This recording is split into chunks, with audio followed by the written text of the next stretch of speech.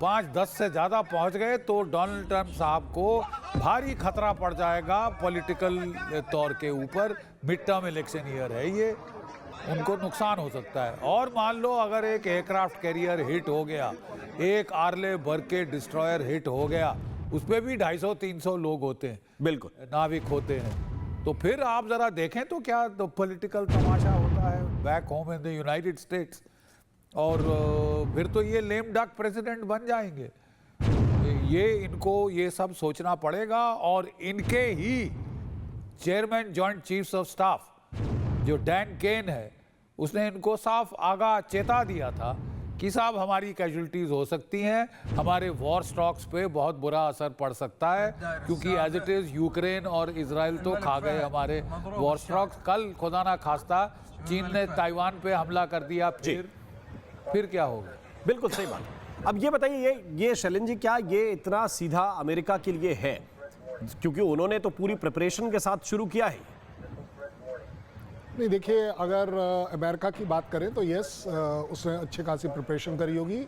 Israel ने भी अपने ऑप्स रूम में बड़े अच्छे अच्छे प्लान्स बनाए होंगे, सब कुछ सोच समझ कर किया होगा, और तभी आप पाते हैं कि बड़ी प्रिसीजन स्ट्राइक वो कर पा रहे हैं। बट इन सब का मतलब ये नहीं निकाला जा सकता कि ईरान निठल्ला बैठा रहा होगा, उसने कुछ नहीं किया होगा, वो सिर्फ सत्ता परिवर्तन की बात पर चलेगा। मेरे ख्याल दुबे साहब से ट्रम्प जी नाराज हो जाएंगे जिस तरीके से उन्होंने समझाया है, क्योंकि मुझे आप एक बात बताइए, अगर सत्ता परिवर्तन सिर्फ सॉल्यूशन है तो एक सेकंड के लिए आप सोच लीजिए कि खमैनी नहीं है, आपको क्या लग रहा है ईरान आपके सामने सरेंडर कर देगा?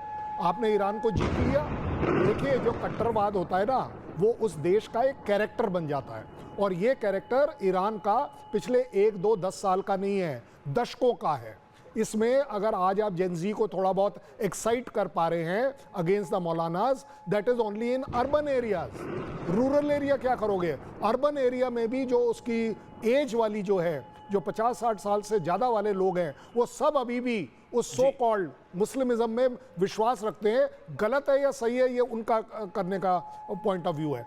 सबसे बड़ी बात जो चल रही है वो ये है कि यस, आई एग्री कि यूएस आप बहुत ताकतवर है, बिल्कुल सुपर ताकतवर है, लेकिन इसका मतलब ये कभी नहीं निकाला जा सकता कि ईरान की एक भी मिसाइल कहीं नहीं पहुंचेगी, क्योंकि 7 कंट्रीज में पहुंच चुकी है, इसराइल में पहुंच चुकी है। आपके वो अब्राहम लिंकन की तरफ भी एक जाती हुई दिखी गई है जिसको आपने मार गिराया है। मार गिराने की क्षमता आपकी होगी, लेकिन आप ये कभी ओवर रूल नहीं कर पाएंगे कि एक भी, जनरल साहब ने बोला ना 10-12, मैं कह रहा हूं सर एक बॉडी बैग पहुंचने दीजिए और आप देखिए यूएस का रिएक्शन। बिल्कुल, क्योंकि US is non tolerant towards body bags. बिल्कुल, इस वक्त एक बड़ी खबर ये मिल रही है कि आईडीएफ की तरफ से बयान आया है, और आईडीएफ ने कहा है कि ईरान की ओर से मिसाइलों की नई खेप दागी गई।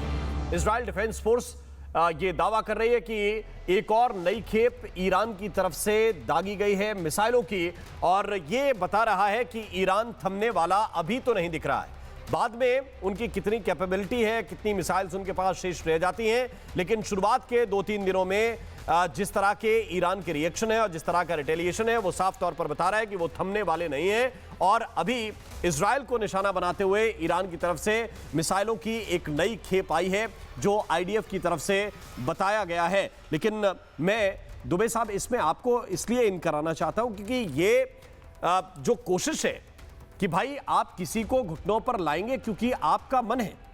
दुबे साहब को जरा स्क्रीन पर लाइए कि आपका मन है कि भाई आप हमारे मुताबिक नहीं चल रहे, हम चाहते हैं कि वहां का सत्ता परिवर्तन हो जाए, हम चाहते हैं कि आप और ताकतवर ना बने, तो हम सीधा हमला बोल दें। फिर क्या विश्व इस तरह से चलेगा? इस बात को लेकर के तो आई थिंक कि जितने डेवलप्ड कंट्री हैं, डेवलपिंग कंट्री हैं, सबके अंदर एक थॉट प्रोसेस ऑलरेडी चल रहा है, और सब लोगों को ये बात बड़ी आम आदमी से आप बात करिए, वो भी यही कहता है। हालांकि अमेरिका एक सुपर पावर है और उसकी बहुत सारी चीज़ों को जो नॉर्मल कंट्रीज़ हैं वो उसको ठीक है काउंटर नहीं कर पाते जी, लेकिन जो एक ओपिनियन बनता है वर्ल्ड में, दुनिया में, जो अमेरिकन लीडरशिप के लिए एक विचार बनता है, वो विचार भी कोई ऐसा नहीं है कि उसका कोई असर ही नहीं होगा। अगर आप करंट लीडरशिप के चेयर में आने के बाद जो आप एक एक घटना को अगर कायदे से आप मुआयना करें तो आपको खुद ये बात समझ में आएगी कि just to prevail the supremacy over the world countries for fulfilling your own agenda, मतलब इतना बड़ा देश है, इतना रिस्पॉन्सिबल देश है, और अभी हाल के दिनों में जो उन्होंने इंटरनेशनल इंस्टीट्यूशन को अंडरमाइन किया है, वो तो मतलब उससे तो लोग हैरान भी रह गए कि यूनाइटेड नेशन यूएनओ का कोई औकात नहीं है, उसकी बात हम नहीं मानेंगे। इंटरनेशनल मॉनिटरिंग फंड है, आपको वर्ल्ड बैंक है, या दुनिया और अपने देश के सुप्रीम कोर्ट की बात भी हुई। अपने देश की ये तो बहुत बड़ी एक मिसाल वाली, शायद ही पिछले 50 सालों में इस तरह का कोई वर्डिक्ट अमेरिकन लीडरशिप के खिलाफ उनके अपेक्स कोर्ट से आया हो। ये सारी बातें फाइनली क्या कहती हैं? और उनके चीफ ऑफ आर्मी स्टाफ, जिसका कि भी जनरल साहब ने जिक्र किया, उन्होंने तो बड़ा बेबाक शायद 2 दिन पहले ही ये बयान दिया था, और उनकी भी नहीं सुनना। भाई, you are a political leadership, but you have got you must have a sensibility to understand and to accept and to give your ears जी to the military chief. Dubey साहब, एक सेकंड के लिए आपको रोकना चाहता हूं। ईरान के सुप्रीम लीडर को लेकर एक बड़ी जानकारी मिल रही है। ईरान के सुप्रीम लीडर जल्दी अपना बयान जारी करेंगे। फिलहाल वो अज्ञात जगह पर हैं, सुरक्षित जगह पर हैं, ऐसा बताया जा रहा है। अयातुल्ला अली खामनेई अज्ञात और सुरक्षित जगह पर हैं और जल्द ही उनका बयान आने वाला है। ईरानी मीडिया पर वो जल्दी अपनी बात कहेंगे, अपना बयान जारी करेंगे, और उनके बयान के बाद ही बहुत सारी चीज़ें निर्धारित होती हैं कि वो किस तरह से अपनी जनता को एड्रेस करते हैं, अपने लोगों से बात करते हैं और किस तरह से दुनिया को मैसेज देते हैं। अयातुल्ला खामनेई के घर को टारगेट किया गया, उनके कंपाउंड को टारगेट किया गया, एलिमिनेट करने की सीधे तौर पर कोशिश की गई, उनकी टॉप लीडरशिप को पूरी तरह से बर्बाद करने की कोशिश की गई है। लेकिन ये भी जरा जनरल बख्शी साहब, इस पूरी जो है घटनाक्रम के बीच में अयातुल्ला अली खामनेई का किरदार कितना महत्वपूर्ण हो जाता है और उनका आने वाला बयान कितना अहम होगा? देखिए, वो बिल्कुल सुप्रीम लीडर है ईरान के, और ये तो मालूम था कि 2-3 दिन पहले ही उनको अज्ञात जगह ले जाया गया था, गहरे बंकर में, बिकॉज सब जानते थे कि वो पहले टारगेट हैं इजराइल के, अमेरिका के। तो कहा जा रहा है कि वो तो बच के निकल गए हैं और अब वो बयान भी दे रहे हैं, और काफ़ी वो भड़काऊ बयान देंगे, बिल्कुल उसमें कोई शक की बात नहीं है। बात ये है कि अब कह देना कि ईरान और वेनेजुला एक बराबर, हम मादुरो को पकड़ के ले आए, वाह वाह, क्रीग, टार्जन, बुंडोलो, अब हम यही करेंगे ईरान को। These are 2 different situations all together. और कोई ये मतलब from military practical point of view, military professionalism point of view,